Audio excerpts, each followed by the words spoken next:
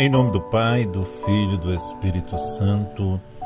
Amém. Vamos fazer a mesma experiência de ontem? Olha para Jesus Eucarístico e faça a sua oração.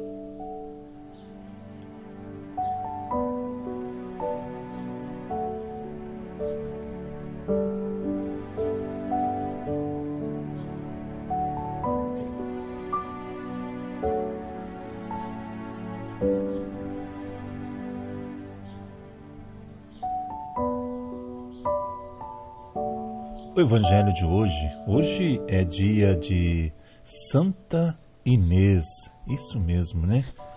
Muito linda a história dessa santa, pedindo a ela que interceda por cada um de nós, por nossas famílias, por nossas casas, né? Ontem, dia de São Sebastião, Inês pertencia a uma rica era uma rica, nobre e cristã família romana, né? Isso lhe possibilitou receber uma bela educação. Tinha apenas 13 anos quando foi denunciada como cristã. Tudo porque não aceitou casar-se com o prefeito de Roma. A narração que nos chegou conta que o rapaz tentou a todo custo casar-se com Inês, mas nada convencia Inês. Um dia tentou agarrá-la à força e acabou sendo atingido por um raio. O pai do rapaz suplicou a Inês que recuperasse a vida do filho. Inês, armada de fé, rezou e trouxe de novo respiração ao rapaz. Diante disso, o rapaz converteu-se, mas o pai, endurecido de coração, passou a perseguir Inês. Acabou presa, mas nem sob tortura renegou a fé em Cristo. Arrastada violentamente até a presença de um ídolo pagão, para que o adorasse, Inês se manteve firme em suas orações a Cristo. Depois foi levada a uma casa de prostituição para que fosse possuída à força, mas ninguém ousou tocar sequer num fio de cabelo. Num ato de desespero, o prefeito mandou decapitar a jovem menina, que tornou-se uma das mártires mais conhecidas do cristianismo. Na arte, Santa Inês é comumente representada com uma ovelha e uma palma, sendo que a ovelha sugere sua castidade e inocência.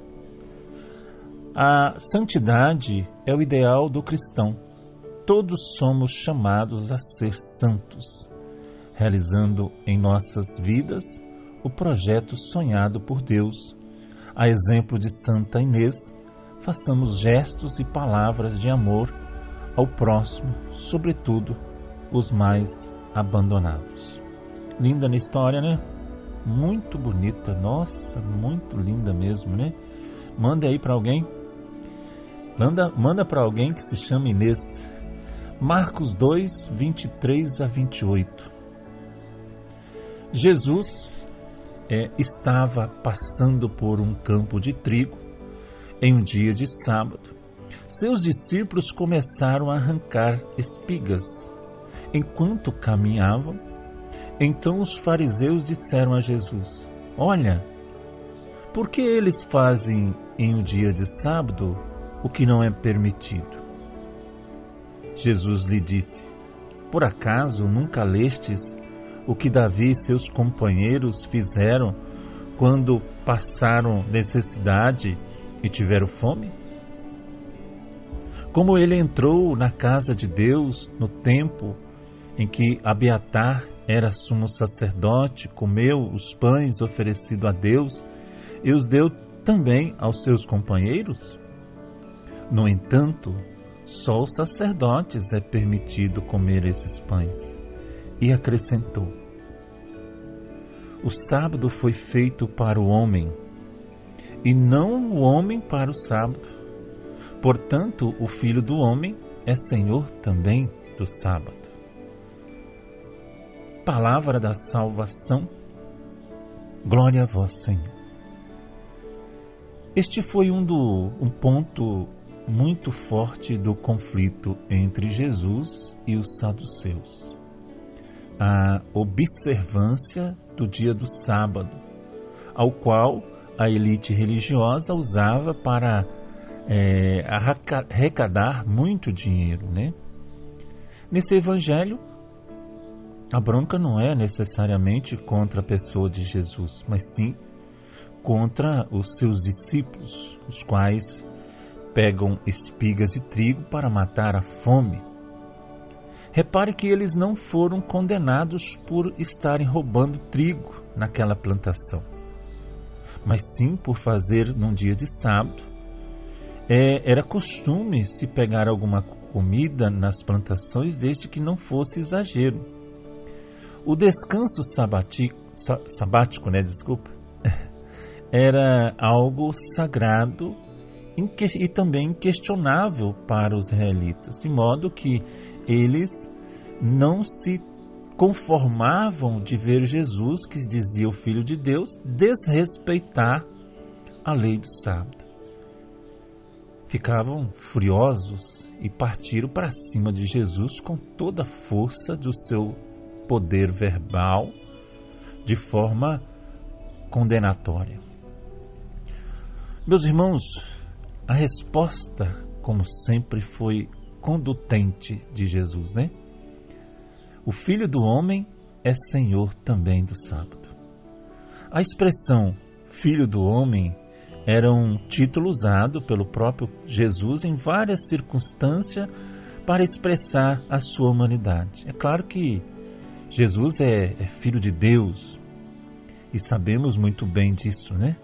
Acontece que Jesus sempre fazia referência aos profetas e sabia a Bíblia de cor e salteado, principalmente por ele ser Deus. Jesus, durante a sua vida oculta, ou seja, antes dos 30 anos, antes de se expor publicamente em sua missão, ele frequentava as sinagogas e estudava habitualmente as Escrituras. Porém, o motivo pelo qual ele conhecia como ninguém os escritos sagrados e toda a história da igreja e tudo que os profetas disseram era pelo fato de ser ele o próprio Deus na pessoa visível. O título Filho do Homem vem do Antigo Testamento. Por exemplo, no livro de Ezequiel, ele aparece 93 vezes para explicar a condição humana daquele profeta. Ou seja, ele, apesar de ser um iluminado, era uma criatura humana. Também no livro do profeta Daniel, o Filho do Homem aparece como aquele que não se deixa dominar pela ideologia dominante dos impérios, né, daquele tempo. E Jesus foi aquele que veio para realizar o reino de Deus na terra. O reino humanizado que defende, né, os direitos dos menos favorecidos. E Jesus hoje quer ser o Senhor da nossa vida, da nossa história. Em nome do Pai, do Filho e do Espírito Santo. Amém.